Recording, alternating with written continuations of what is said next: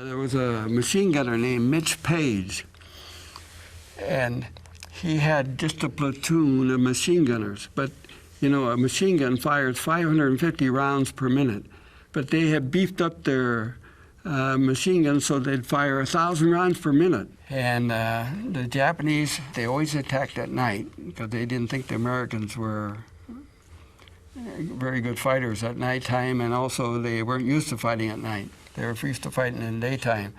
But the Marines were ready for them. And when they hit the barbed wire, Mitch Page yelled out, "Fire, machine guns, fire!" And all these guys, they opened up. There were about 925 Japanese that were killed. And most of the guys, they were either killed or wounded because there were so many Japanese.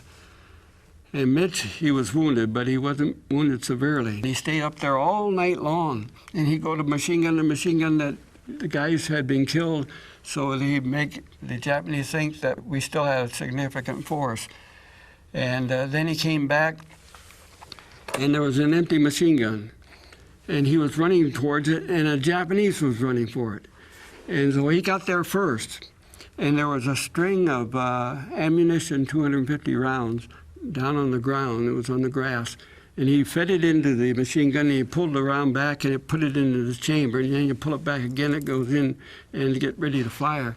And he was getting ready to pull it back to fire. He said, my jaw was just frozen stiff. I couldn't move.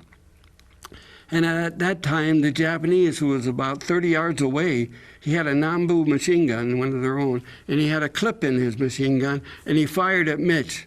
It was only 30 yards away. It was almost a shot that you couldn't miss, and the bullets just went right in front of Mitch's face.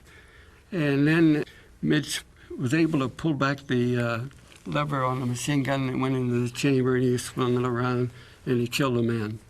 Mitch took the machine gun right off of the tripod and lifted it up.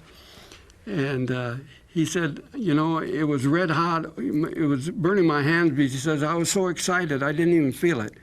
And he said, first, I had learned a little Japanese when I was playing baseball before the war. And he yelled out to the Japanese that were off on in the background. He said, stand up! And so these Japanese, being very obedient soldiers, they stood up.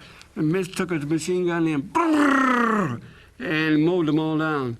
And then they attacked. And they went down there, and there were no Japanese left. The battle was over.